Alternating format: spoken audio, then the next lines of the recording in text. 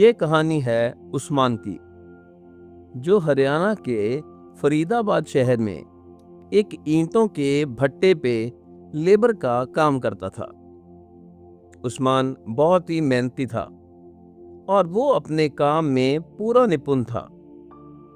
उसकी बनाई हुई ईंटें सारे जिले में मशहूर थी और सारा ऑर्डर उसकी वजह से ही मिलता था।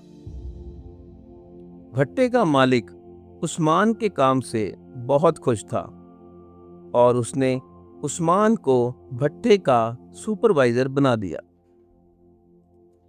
सुपरवाइजर बनने के बाद उस्मान के स्वभाव में एक बड़ा परिवर्तन आया। उसने अपने साथी लेबर वालों पर जुल्म करना शुरू कर दिया।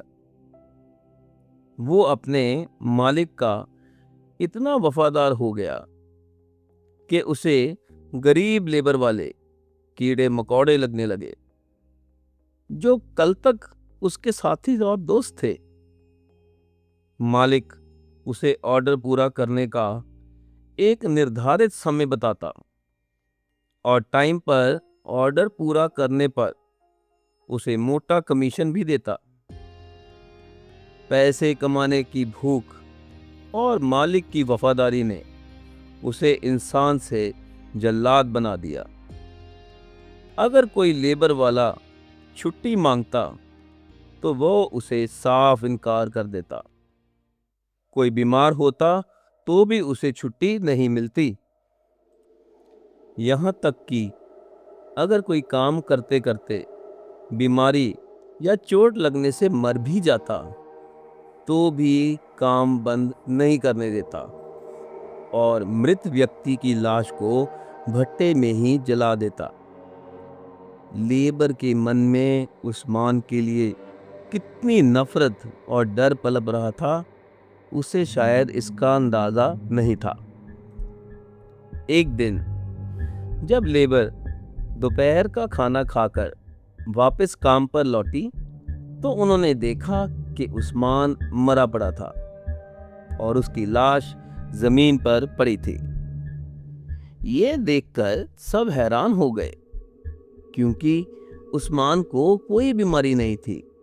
वो एकदम स्वस्थ था और कुछ ही मिनटों में उसका इस तरह मर जाना किसी को समझ नहीं आया। ऊपर से तो वो सब अफसोस कर रहे थे, दुख प्रकट कर रहे थे, पर अंदर से सब ने सुख की सांस ली, क्योंकि वो उसके अत्याचार से दुखी आ चुके थे।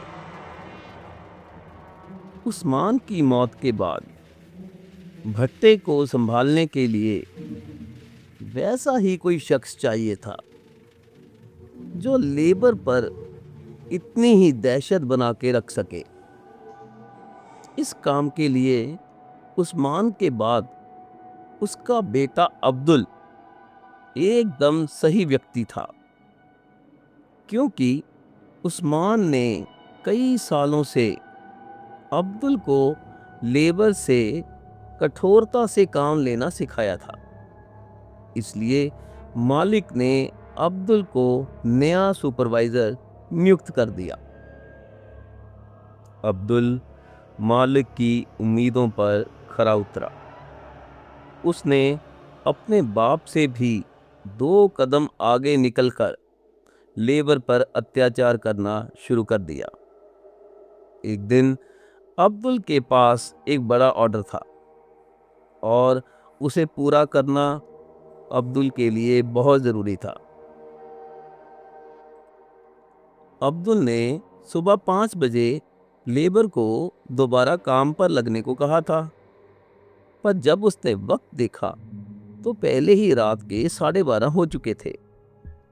उसने घर जाने की बजाय भट्टे पर ही बने फार्म हाउस पर रुकना ठीक समझा। उसने सोचा, 4 घंटों की बात है, यही सो जाता हूँ, घर आने जाने में वक्त बर्बाद नहीं होगा। अब्दुल थका हुआ फार्म के अंदर दाखिल हुआ। फार्म बहुत पुराना था और काफी लंबे समय से बंद पड़ा था। लेबर ने उसकी थोड़ी बहुत सफाई तो कर दी, जो अब्दुल के सोने के लिए काफी थी, पर अंदर का माहौल काफी अजीब और रहस्यमय था। अब्दुल बेड पर बैठा तो उसे वहां किसी और की भी मौजूदगी का एहसास हुआ। वो काफी थका हुआ था। उसने सोचा कि कुछ घंटों की बात है। वो इधर उधर देखने की बजाय आंखें बंद करके सो जाएगा, और वो आंखें बंद करके लेट गया। बहुत थके होने के कारण उसे जल्द ही नींद आ गई। थोड़ी देर बाद ही उसे बाहर से कुछ आवाजें सुनाई दी। उसे लगा जैसे बाहर कुछ लोग बात कर रहे हैं। वो डरा तो हुआ था, पर उसने सोच लिया था कि कुछ भी हो जाए, सुबह तक बाहर नहीं निकलेगा। थोड़ी देर बाद बाथरूम से पानी टपकने की आवाज आने लगी। पहले उसने सोचा कि वो पानी बंद करेगा, पर फिर उसने सोचा कि अंधेरे में बाथरूम की तरफ जाना शायद ठीक नहीं रहेगा।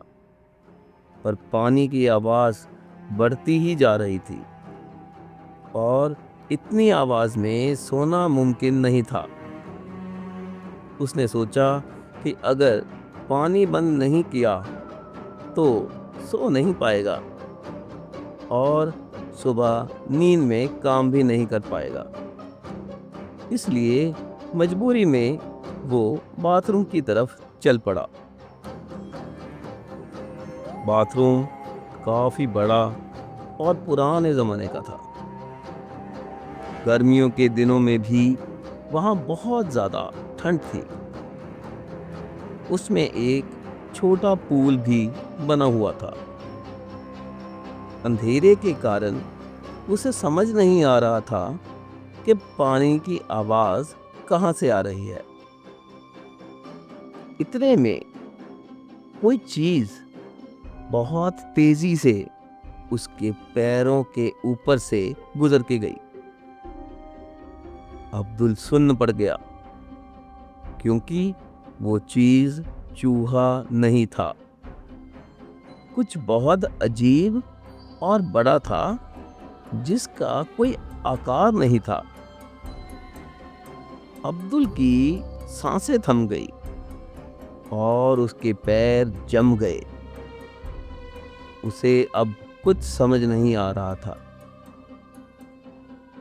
इतने में ही पूल में एक लड़का दिखाई दिया।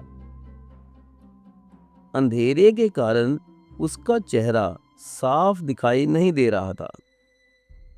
उसने पूछा कि वो कौन है और आधी रात को पूल में क्या कर रहा है। तो वो लड़का बोला कि वो मालिक का बड़ा बेटा अंगद है और पूल में नहा रहा है। अंगद ने अब्दुल से पूछा कि वो यहाँ फार्म में क्या कर रहा है। तो अब्दुल बोला कि सुबह बड़ा ऑर्डर पूरा करना है, इसलिए वो रात को यहीं रुक गया। तो अंगद बोला कि वो भी अक्सर काम के सिलसिले में फार्म पर रुक जाया करता है। अब्दुल को याद आया कि कुछ महीने पहले अंगद का एक बहुत खतरनाक एक्सीडेंट हुआ था। तो अब्दुल ने पूछा कि मैंने सुना था आपका कुछ महीने पहले बहुत भयानक एक्सीडेंट हुआ था, क्या आप ठीक हैं? अंगद ने कहा कि अब उसे कोई भी तकलीफ नहीं हो सकती, क्योंकि उस एक्सीडेंट में उसकी मौत हो गई थी। ये सुनकर अब्दुल की आंखें फटी की फटी रह गई, और अगले ही पल वो एक शैतान के रूप में खड़ा ऊंची ऊंची हंस रहा था और कह रहा था, आज तुम्हारा भी खेल खत्म हो जाएगा, जैसे तुम्हारे बाप का हुआ था। अब्दुल का डर के मारे अब दिल बड़ी मुश्किल से धड़क पा रहा था। उसने बड़ी हिम्मत दिखाई और अपनी जान बचाने के लिए बाहर की ओर भागा। पर जैसे ही वो बाहर निकला, उसने देखा कि दिन चढ़ गया है और लेबर काम पर आ चुकी है। अब्दुल ने राहत की सांस ली और वापस काम पर लग गया। उसके दिमाग पर ऑर्डर पूरा करने की इतनी टेंशन थी कि उसके साथ जो भी उस रात हुआ वो उसे एक भयानक ख्वाब समझकर भूल गया।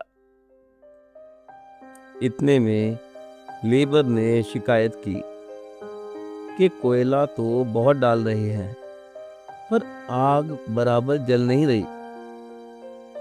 अब्दुल ने लेबर से कहा कि वो खुद भट्टे को चेक करेगा। जैसे ही उसने भट्टे की आग चेक की और पीछे मुड़कर देखा तो पीछे कोई भी नहीं था और वो दिन नहीं, आधी रात थी और वो अकेला ही खड़ा था। अब्दुल का दिमाग खराब हो रहा था। वो समझ नहीं पा रहा था कि उसके साथ ये क्या खेल हो रहा है। उसने अंदर बाहर भट्टे की हर तरफ देखा, उसे कोई भी दिखाई नहीं दिया। उस अंधेरी रात को वो वहां अकेला ही खड़ा था।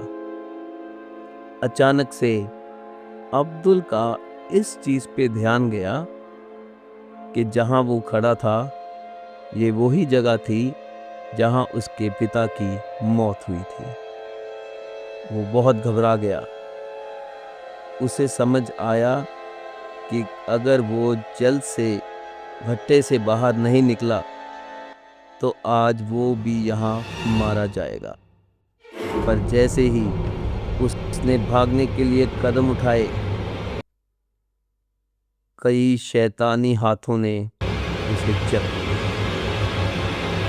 ये वही मजदूर की आत्माएं थी जिनकी मौत उसके और उसके पिता के जुल्मों के कारण हुई थी और उन सब ने नोच नोच कर अब्दुल को जिंदा ही खा लिया।